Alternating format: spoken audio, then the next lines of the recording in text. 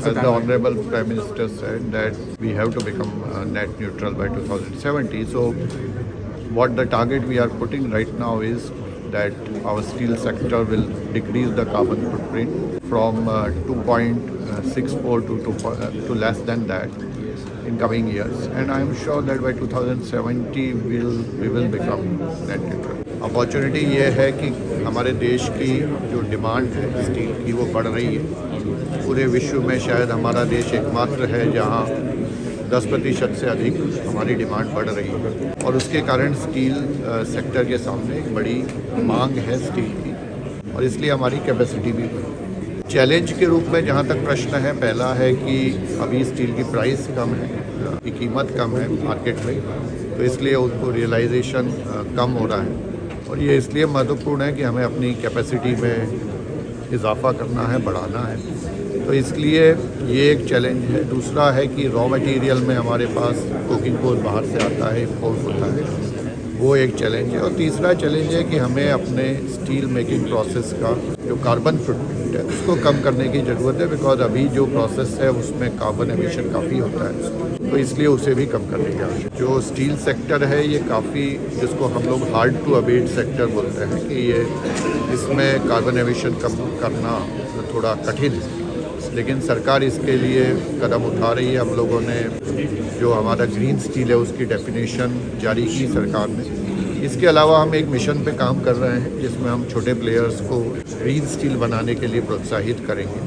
इसके अलावा जो हमारा हाइड्रोजन मिशन है उसके अंतर्गत हमने स्टील सेक्टर के लिए भी पायलट प्रोजेक्ट सैंक्शन किए हैं। जो हाइड्रोजन की कीमत है अब लगातार कम हो रही है और हमें उम्मीद है कि अगले 5 से 10 साल में जो हाइड्रोजन को फ्यूल के रूप में इस्तेमाल करने की टेक्नोलॉजी कमर्शियली वायबल हो जाएगी, तो उस समय फिर हमारा स्टील सेक्टर की जो कार्बन एमिशन है वो काफ़ी कम। पहले जो 2 राउंड थे उसमें स्टील के कुछ ग्रेड्स हम लोगों ने PLI में दिए थे। आज हम लोग PLI राउंड 1.2 शुरू कर रहे हैं, तो जो ग्रेड उसमें कवर नहीं किए गए थे पहले, और इसके अलावा स्टील सेक्टर की जो कुछ हमें सुझाव आए थे कि इसमें प्रक्रिया में परिवर्तन करने की आवश्यकता है, तो इन दोनों चीज़ों को हमने उसमें इंक्लूड किया ताकि जो नेक्स्ट राउंड है हमें उम्मीद है कि उसमें और स्टील, स्पेशलिटी स्टील के प्रपोजल आएंगे और उसकी प्रक्रिया को भी सरल करने का प्रयास। जो PLI है वही रहेगा और इसमें नए ग्रेड इंक्लूड किए गए हैं। PLI का भी होने वाला है।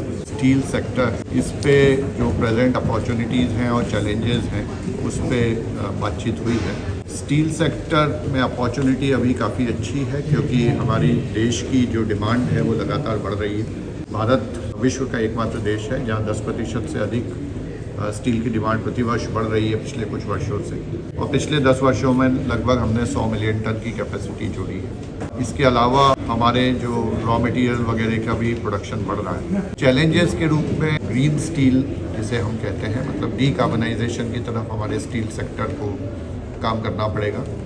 दूसरा, स्टील की कीमत अभी कम है।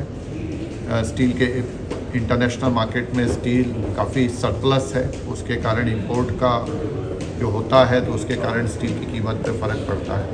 तो ये सब चैलेंजेस हैं, रॉ मटेरियल के चैलेंजेस हैं, खासकर कोकिंग कोल के, और टेक्नोलॉजी को इम्प्रूव करने का चैलेंज है। तो स्टील सेक्टर के समक्ष अभी अपॉर्चुनिटी भी है और चैलेंजेस भी हैं। दोनों को देखते हुए स्टील सेक्टर को आगे बढ़ना होगा। PLI में जो हमने पहले किया था उसमें हमने ग्रेड इंक्लूड किए थे, उसके बाद 2 राउंड के बाद अब तीसरा राउंड अब हम ला रहे हैं जिसमें हमने नए ग्रेड जिसकी अभी ज़रूरत है देश को, जैसे डिफेंस के कुछ ग्रेड्स हैं, स्पेस के ग्रेड्स हैं, उनको इंक्लूड किया गया है। और इसके अलावा उसमें प्रक्रिया को सरल बनाया गया है ताकि लोग जो कंपनियां आएँ उन्हें आसानी से इंसेंटिव मिल सके। तो मुझे उम्मीद है कि इसका अच्छा हम लोगों को रेस्पॉन्स मिलेगा। In the path of sustainability the main challenge is that it requires investments in terms of technologies. It also requires taking different routes, for example from blast furnace route to DRI route. Ministry is planning a scheme to encourage especially small sector but all steel producers to go towards decarbonization so that they are able to produce steel with lesser carbon footprint. We are also encouraging the steel industry to use hydrogen at least at the pilot level, because it's likely that in next 5 to 10 years hydrogen may become a viable fuel, especially the way the prices are decreasing. So both at policy level and at scheme level, the ministry is trying to ensure that steel sector and especially small producers, they become less carbon intensive and also higher efficiency plants.